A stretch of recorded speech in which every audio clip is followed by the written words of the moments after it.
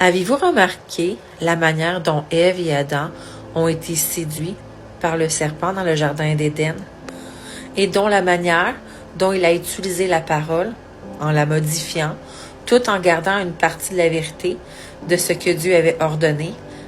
Je vous invite à prendre le temps de lire Genèse 2 et de mettre la vidéo sur pause.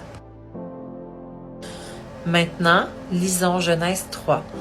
Encore une fois, je vous invite à mettre la vidéo sur pause. Comme vous venez de le lire, le serpent leur a dit « Vous ne mourrez point », ce qui nous amène à ce verset. Une fois de plus, je vous invite à mettre la vidéo sur pause pour bien lire Jérémie 23 et lire Nombre 15. Maintenant, lisons Hébreux 10, puis 2 Samuel 12, 9. En parenthèse, suite à ces deux versets, nous savons que dans Jean 1, il nous est révélé que Jésus est la parole de Dieu, ainsi que dans Apocalypse 19, 13. Et nous savons que Jésus est également le Fils de Dieu. Revenons encore une fois à Hébreux 10 pour connaître davantage la révélation face à tout ça. Je vous invite encore une fois à lire les versets qui s'affichent devant vous. Vous avez lu maintenant Romains 6 et j'aimerais voir avec vous le verset 22. Mais maintenant, étant affranchi du péché et devenu esclave de Dieu, vous avez pour fruit la sainteté et pour fin la vie éternelle. Car le salaire du péché, c'est la mort, mais le don gratuit de Dieu, c'est la vie éternelle en Jésus-Christ, notre Seigneur. Vous voyez, il nous parle d'un fruit de la sainteté que nous avons maintenant, celui qui remplace le fruit que nous avions mangé, ou plutôt qu'Adam et Ève avaient mangé dans le jardin d'Éden, ce fruit qui représentait le péché.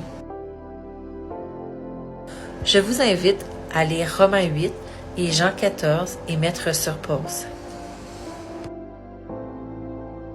Donc, poursuivons, le serpent ancien, l'ennemi, modifia la parole en gardant une partie de la vérité pour leur faire croire à Adam et Ève qu'ils pouvaient manger du fruit sans avoir peur de mourir. Il le crut, pourtant c'était faux. Car on vient de le voir, le salaire du péché, c'est la mort.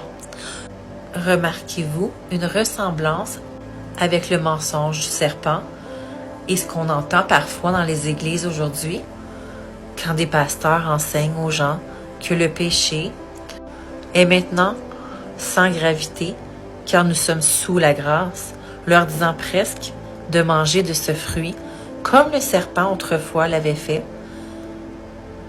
en donnant du fruit défendu à Ève, et Ève ensuite à Adam. Ces pasteurs nous disent que nos péchés passés, présents et futurs sont pardonnés. Oui, nos péchés passés sont bien pardonnés quand nous nous repentons sincèrement.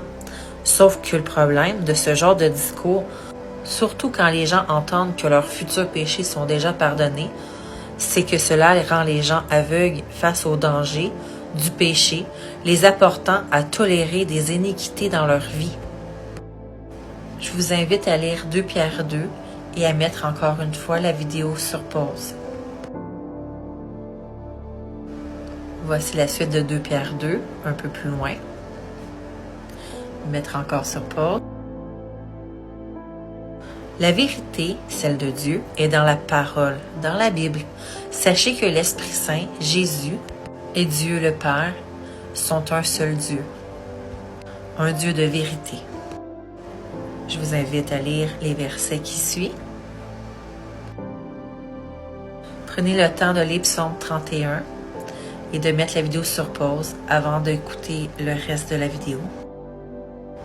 C'est pourquoi il est important de lire la Bible, d'écouter aussi l'Esprit Saint qui nous parle et nous enseigne à avoir une relation personnelle avec Dieu, et non pas seulement au travers des autres, des pasteurs, des prophètes ou des enseignants ou des autres chrétiens.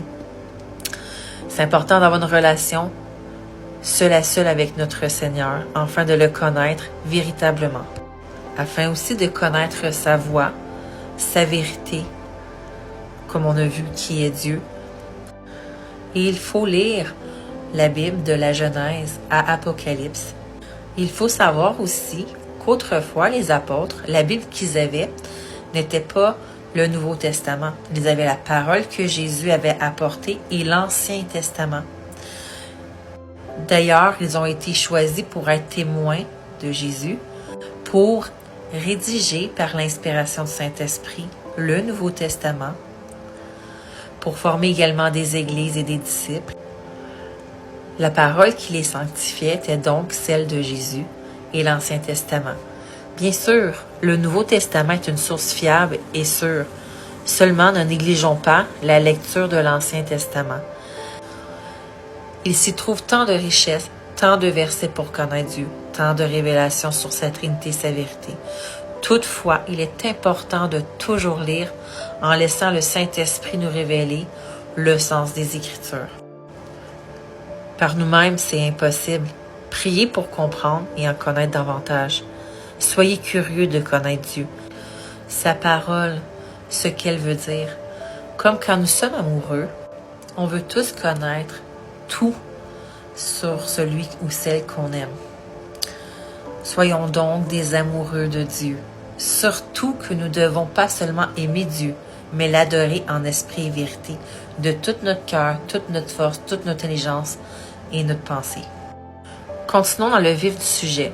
Si nous lisons Apocalypse de 1 à 3, nous observons que l'Esprit Saint parle aux églises. Avant de poursuivre, peut-être tu ne le sais pas, mais nous sommes l'Église, les pierres vivantes.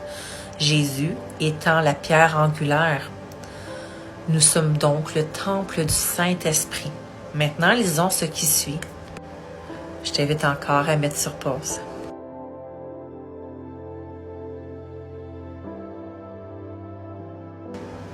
Maintenant, nous avons le Saint-Esprit, l'Esprit de gloire en nous, grâce à Jésus, à son sacrifice à la croix. Nous pouvons maintenant entrer dans sa présence sans mourir. Autrefois, nous avons vu dans le verset précédent que Moïse ne pouvait pas entrer dans la tente d'assignation lorsque la nuée et la gloire remplissaient le tabernacle. En parenthèse, Jésus partit dans la nuée, il va revenir comme il est parti, donc dans la nuée. Il y avait une colonne de nuée aussi dans le désert, en plus d'une colonne de feu. Il est écrit également que le Saint-Esprit est l'Esprit de gloire. Le voile est maintenant déchiré. Pesez sur pause pour lire Matthieu 27.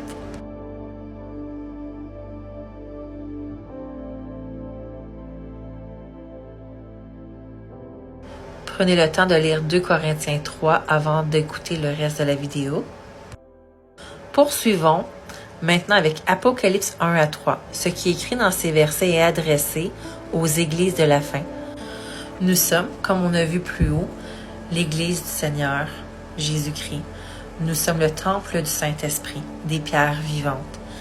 Et c'est possible parce que nous avons le Saint-Esprit en nous. Si du moins vous avez le Saint-Esprit. Donc, ces versets nous est adressés individuellement et personnellement. Et ce que ces versets nous enseignent, c'est un appel à la repentance, à revenir à Dieu, de s'éloigner du péché, ainsi de l'amour de ce monde, de ce siècle et des richesses, de l'iniquité et des idoles.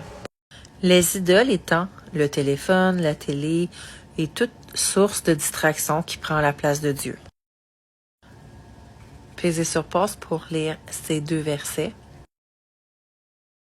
Vous venez de voir dans ces 2 versets que ceux qui disent « Seigneur, Seigneur » ne rentreront pas tous dans le royaume et que les vierges folles sont celles qui ont continué de marcher dans l'iniquité, donc le péché. Les œuvres de la chair, le péché, comme nommé dans Galates 5, au lieu d'avoir leur lampe allumée et de produire du fruit de l'esprit. Je vous invite à lire tout le reste de la vidéo par vous-même parce que j'aurai pas le temps de le lire par moi-même. Seigneur, puisses-tu les aider à recevoir ton Saint-Esprit, pour ceux qui ne l'ont pas, à marcher dans ton esprit, à chercher ta vérité, à chercher à te connaître, à t'adorer en esprit et vérité, à renoncer aux choses de ce monde, à pouvoir avoir la victoire, Seigneur, en toi, et à ne pas se laisser séduire dans ce temps de la fin. Ah oui, de l'honneur, du courage, Seigneur, malgré la persécution, Seigneur, qu'ils puissent rester fidèles à toi. Ah oui, amen, dans le nom de Jésus.